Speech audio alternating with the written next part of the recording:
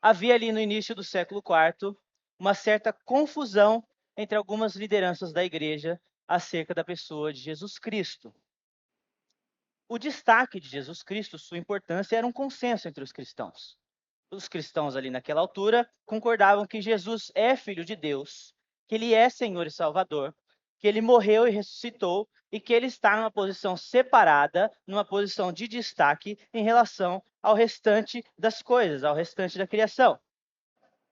O que talvez não estivesse tão claro ali para algumas lideranças era a relação entre as pessoas do Pai, do Filho e do Espírito Santo, três pessoas, um único Deus, como nós ouvimos no último sermão da série pregado pelo pastor Vinícius. E é nessa ocasião que Ário, um presbítero de Alexandria, procurando defender a distinção entre a pessoa do Pai e a pessoa do Filho, fugindo de uma posição chamada modalista, ou seja, que Pai, Filho e Espírito são projeções, manifestações de um único Deus, não três pessoas, mas uma única pessoa manifestada de três formas diferentes. Ário vai dizer e propor que o Filho é o primeiro criado, como ele escreveu em uma carta a Eusébio de Nicomédia. O Filho não é sem origem, nem parte de uma essência não gerada, nem de qualquer coisa existente, mas foi constituído e estabelecido antes dos tempos e antes das eras pelo Deus perfeito, e foi feito Filho de Deus, imutável e perfeito, criatura de Deus.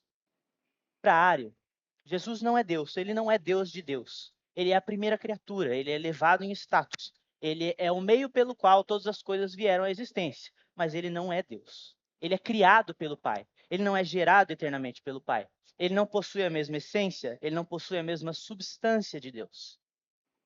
E essa afirmação de Ário é o que vai motivar figuras como Atanásio, que era um diácono em Alexandria, a tecer argumentos que vão defender a divindade plena de Jesus Cristo, Deus o Filho, baseando-se em vários textos do Novo Testamento, inclusive esses dois versos com os quais eu quero ler com os irmãos hoje à noite. Os dois estão no Evangelho de João, no capítulo 1, e eu quero convidar toda a igreja a abrir a palavra do Senhor, no Evangelho de João, no capítulo 1.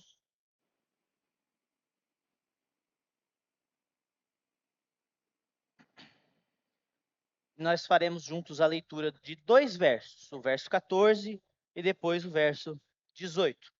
Peço que os irmãos acompanhem a leitura que falei do texto. A palavra do Senhor diz assim: E o Verbo se fez carne e habitou entre nós, cheio de graça e de verdade, e vimos a sua glória, glória como do unigênito do Pai. E aí o verso 18: Ninguém jamais viu a Deus. O Deus unigênito que está no seio do Pai é quem o revelou. Vamos orar. Deus Pai, Todo-Poderoso, Criador de todas as coisas, nós aqui reunidos, o teu povo, rogamos ao Senhor que o Espírito Santo abra os nossos olhos e nos permita ver a glória do Deus Trino, revelada no Filho pelas Escrituras. Fala conosco, Pai, nós te pedimos, em nome do Senhor Jesus Cristo. Amém. Irmãos, no início do século XX, viveu um escritor e um professor de ética inglês, formado na Universidade de Cambridge, chamado Terence Hansbury White, T.H. White. E este escritor, que viveu ali no contexto da Segunda Guerra Mundial, observando o estado de decaimento moral da civilização moderna, foi influenciado a produzir uma obra de ficção que resgatasse no imaginário do inglês a ideia de uma liderança justa, pura, que busca a igualdade, a justiça, a sabedoria. E para isso, ele vai buscar, nas suas referências, uma figura que já era muito conhecida no folclore inglês e criou a sua própria versão do Rei Arthur, no livro que ele intitulou O Único e Eterno Rei, que é dividido em 5 livros menores e que eu tive a oportunidade de ler ali no começo da minha adolescência. E o primeiro livro dessa série, chamado A Espada na Pedra, nos apresenta o menino Wart, um menino órfão que foi deixado na porta de um castelo da Floresta Selvagem e que foi criado como filho adotivo de um nobre chamado Sir Ector. e criado também como irmão adotivo do filho mais velho de Sir Hector, Kay. E nessa ocasião, a Inglaterra, que é o lugar onde acontece essa história, não tem rei. O último rei, Uther Pendragon, que era um rei poderoso, vitorioso em batalhas, mas um tanto quanto confuso nas suas estruturas familiares e amorosas, morreu sem deixar um herdeiro indicado, o que fez com que a Inglaterra caísse em um momento de incerteza e insegurança política, em que o poder era disputado pelos nobres e pelos donos de castelos. E nessa época, a história fantástica nos conta que surge no pátio de uma igreja em Londres uma pedra com uma espada mágica que diz que somente o rei legítimo da Inglaterra poderia tirar aquela espada e então se tornar o próximo rei. E toda essa história da espada, da pedra, do trono, rei Uther e essas disputas políticas estavam muito longe do horizonte do pequeno menino Wart, aquele órfão que era criado no castelo da Floresta Selvagem. Para o Wart, a vida era muito mais simples. Como um menino sem origem nobre, o seu maior objetivo na sua vida era se tornar escudeiro de seu irmão mais velho, Kay. Em um determinado momento da história, nós somos apresentados ao mago Merlin, que é capaz de ver o futuro e, por alguma razão que nós não entendemos, decide que vai educar o Wart.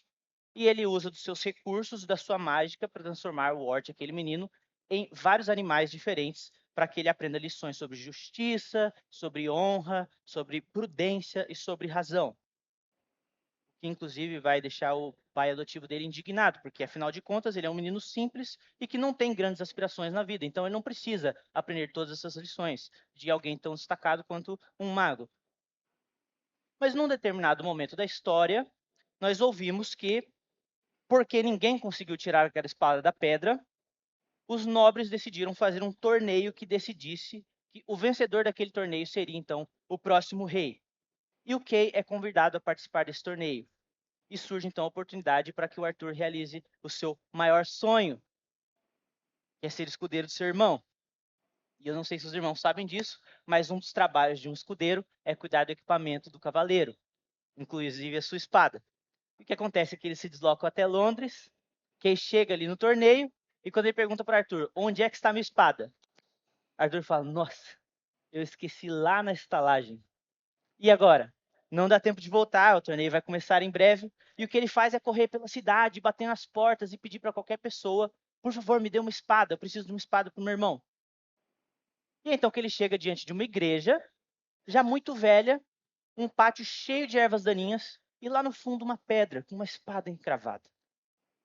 E sem pensar duas vezes, Arthur corre até aquela espada, nem um pouco pensando na lenda do próximo rei, ou do poder, ou de qualquer outra coisa, mas pensando somente em corrigir o seu erro e ajudar o seu irmão a ganhar aquele torneio. Ele vai lá e puxa aquela espada da pedra e assim muda a sua história. Rei de Camelot, o líder da Távola Redonda de todas as histórias que a gente já conhece. E sabe de uma coisa? A primeira vez que eu li essa história, uma coisa que me deixou bastante intrigado foi a razão pela qual Arthur conseguiu tirar a espada em primeiro lugar.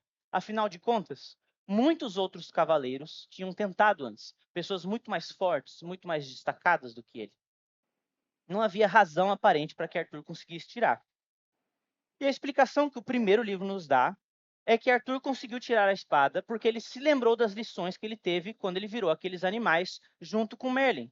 As lições que ele teve sobre justiça, sobre igualdade, sobre dividir o peso, a responsabilidade, essas coisas o ajudaram de alguma forma a usar a técnica correta para arrancar a espada da pedra. E a conclusão que a gente tem lendo esse primeiro livro é que o que faz de Arthur um rei digno de tirar a espada é as habilidades que ele adquiriu sendo educado por Merlin. Mas é claro que a questão não é tão simples assim. Porque os próximos livros da história vão nos mostrando que Arthur, além de ter essas habilidades, também é o filho perdido do rei Uther, o que dá a ele uma legitimidade de sangue àquele trono. E aí os pontos começam a se conectar e a gente pensa que é muito simples então a explicação. Arthur já era o herdeiro do trono, ele tinha as habilidades necessárias e esse conjunto de informações foi o que deu capacidade para ele de retirar aquela espada da pedra. preparando esse sermão, eu fui ler o livro novamente, procurei alguns críticos que falavam sobre essa história, e eu entendi que a questão é outra. A espada não é mágica porque ela concede a quem tira da pedra o poder de ser o rei. Ela não é como o martelo de Thor, um receptáculo do poder, da majestade. A espada é só um instrumento. Ela reconhece algo que vem de Arthur. Arthur não é rei porque ele recebeu determinadas habilidades. Ele não é rei sequer mesmo porque ele era filho do rei anterior. Mas porque ele tem em si mesmo as características definidoras de um rei. Aquilo faz parte da sua substância, do seu próprio ser. A pessoa que ele é. Um irmão gêmeo de Arthur que teve a mesma criação e recebeu as mesmas lições e que tem a mesma filiação, não seria capaz de tirar a espada da pedra. Essa é a lição do autor. Porque a ideia dele é de construir um ideal de rei. Aquele é o rei adequado, aquele é o rei próprio. Ele tem em si mesmo as qualidades, as reivindicações, os direitos do rei e do trono. A grande lição que T.H. White quer passar para a gente com esse livro é que tem certas coisas que você não adquire. Que você não pode não ter em um momento e depois passar a ter. Você não pode receber num determinado momento, pegar emprestado. Para ele, no entendimento dele, a majestade de um rei, o direito legítimo do trono, é uma coisa que é intrínseca ao ser. E sabe de uma coisa? Isso é exatamente o que Ario não entendeu sobre Jesus Cristo. Quando João fala aqui no verso 14 do seu evangelho, do primeiro capítulo, que nós vimos a glória de Deus, a glória do verbo, glória como do unigênito do Pai. Ele não está falando de uma glória que foi emprestada a Jesus. Ele não está falando de uma glória que Jesus recebeu em algum ponto da sua existência. É uma glória que é dele. Ele mesmo vai falar ali nesse mesmo evangelho, no capítulo 17, em que ele faz a sua oração sacerdotal a Deus. Que essa glória que ele tinha, era uma glória que ele tinha junto com o Pai, antes que houvesse mundo. Era dele, sempre foi dele. Ele não recebeu, ele não ganhou, ele não pegou emprestado. Era dele. Jesus é o Deus unigênito. Esse termo unigênito, que aparece também em outras passagens do Evangelho de João e aparece também na primeira epístola de João, significa muito mais do que um único filho, como talvez você tenha ouvido por aí. Para que a gente entenda melhor o que significa unigênito, nós vamos a uma outra passagem em que essa palavra também é utilizada, e eu quero convidar os irmãos a abrirem rapidamente na Epístola aos Hebreus, no capítulo 11.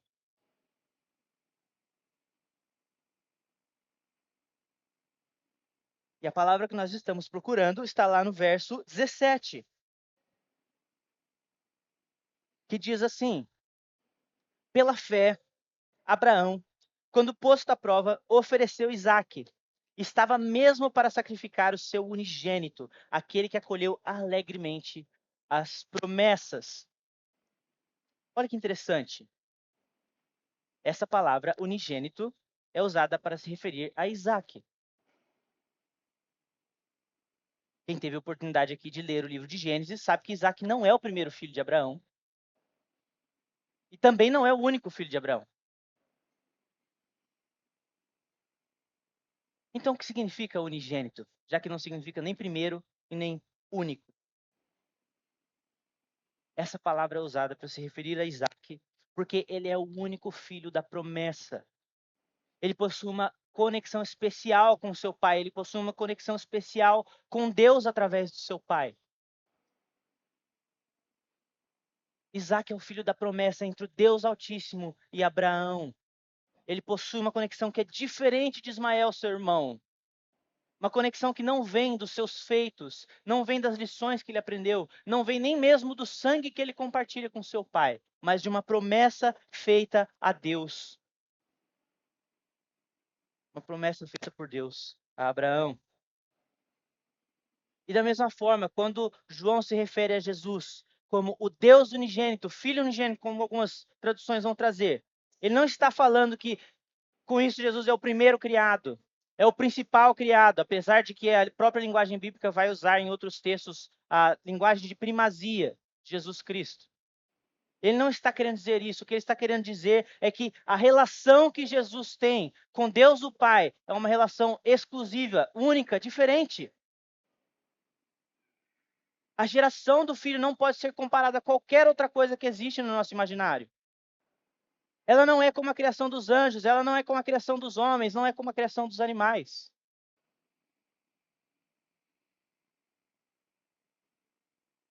Jesus não é o primeiro criado de Deus. Ele é Deus eternamente gerado em Deus. Ele é o unigênito de Deus. O único que foi feito dessa forma. O único que foi gerado dessa forma. O único que existe assim. E é por isso que João vai dizer que ele revela a imagem do Deus invisível. Algo criado, meus irmãos, pode apontar para Deus. Pode refletir Deus. Pode lembrar de Deus. Pode se assemelhar a Deus. Mas somente Deus revela a Deus. Atanásio vai dizer em uma das suas cartas, defendendo sua posição, que se o filho fosse criatura, não poderia revelar o pai.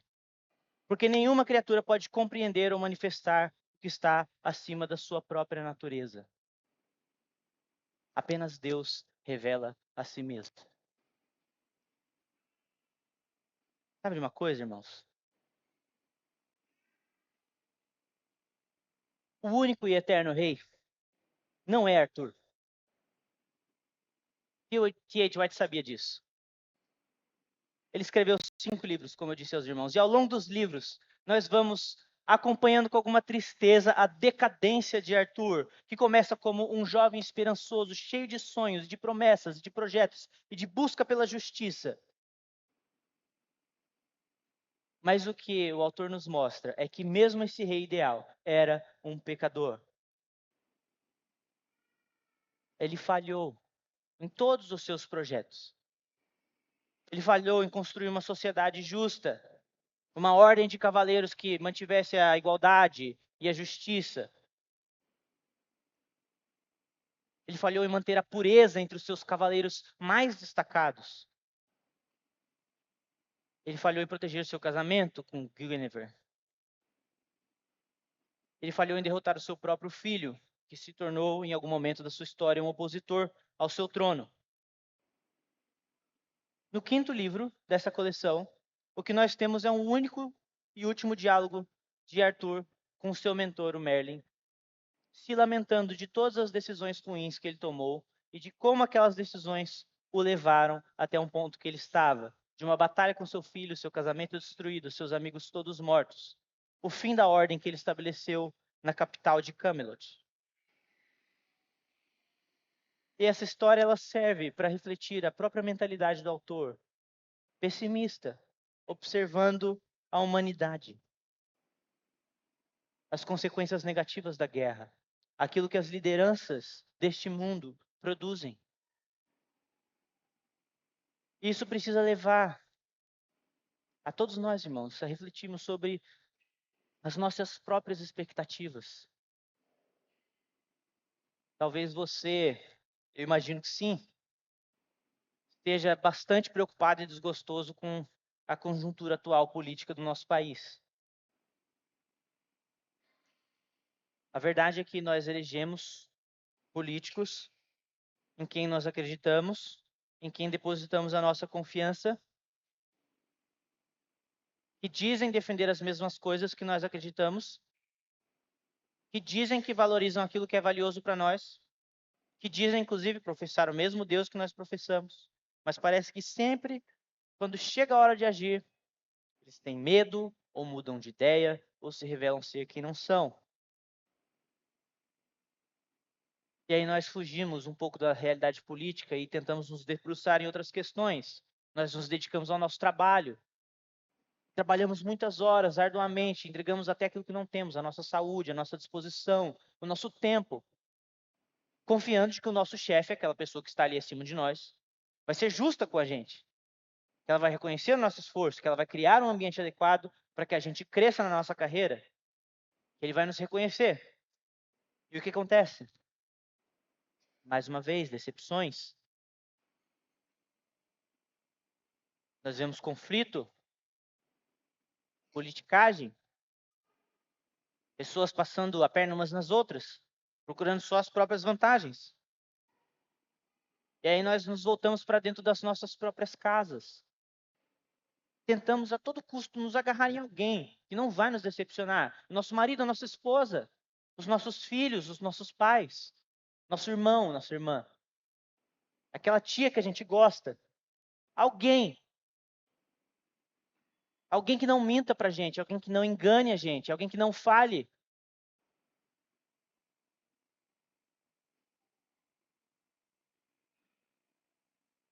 Eu quero lembrar você que há uma história de alguém que é de vitória. Não é uma história de declínio.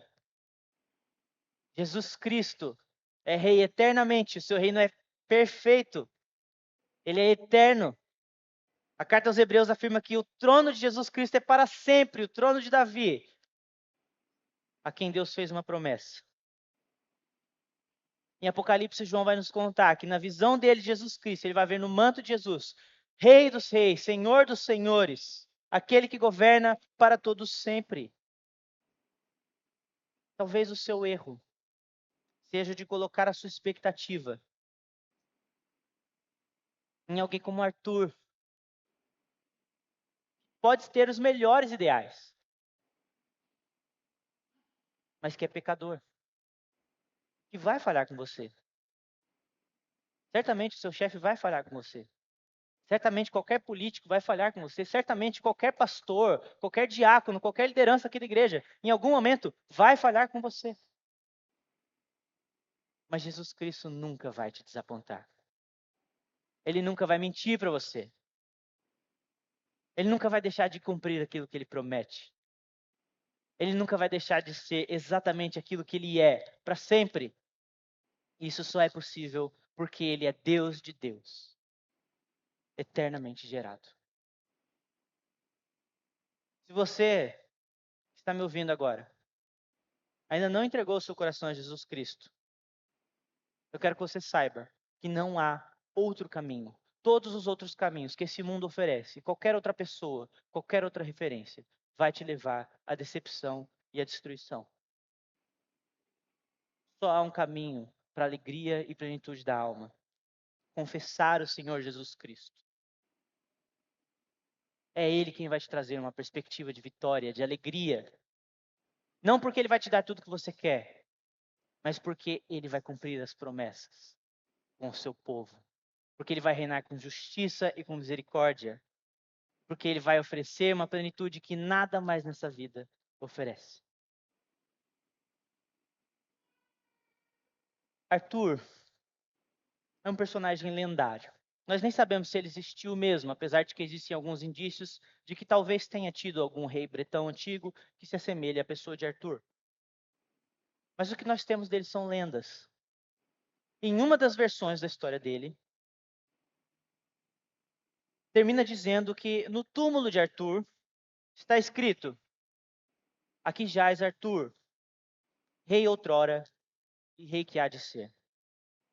Mas se é que tem mesmo um Arthur ali dentro desse túmulo, ele está morto. Se ele foi rei um dia, ele não vai ser rei de novo. Mas existe um outro túmulo, muito mais antigo, que nós conhecemos muito bem. Este túmulo está vazio. Aquele que jazia ali já não está mais lá. O verdadeiro, único e eterno rei, Jesus Cristo, ressurgiu dentre os mortos, está vivo. Ele é Deus e ele reina sobre nós eternamente. Amém? Vamos orar.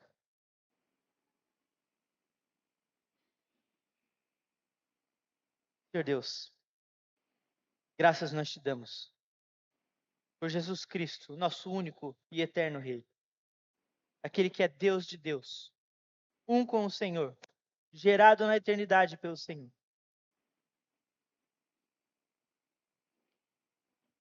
Nós podemos confiar nele, Pai. Não porque ele tem características especiais. Não porque ele é uma super criatura, mas porque ele é o próprio Deus. Ele não muda, ele não falha, ele não se cansa. Ele é o que sempre foi e sempre será. E isso é motivo da nossa maior alegria, nosso descanso, da nossa confiança, Senhor. E nós te pedimos que o nosso coração seja aberto e nós nos lembremos disso, Pai, nos nossos dias. Porque nós nos decepcionamos. Nós buscamos referências que se esfarelam diante de nós. E nosso coração se entristece. Então, Senhor, nos resgata a alegria através da imagem gloriosa de Jesus Cristo, Filho de Deus, Deus de Deus, imagem do Deus invisível, que é eternamente sobre nós. Amém.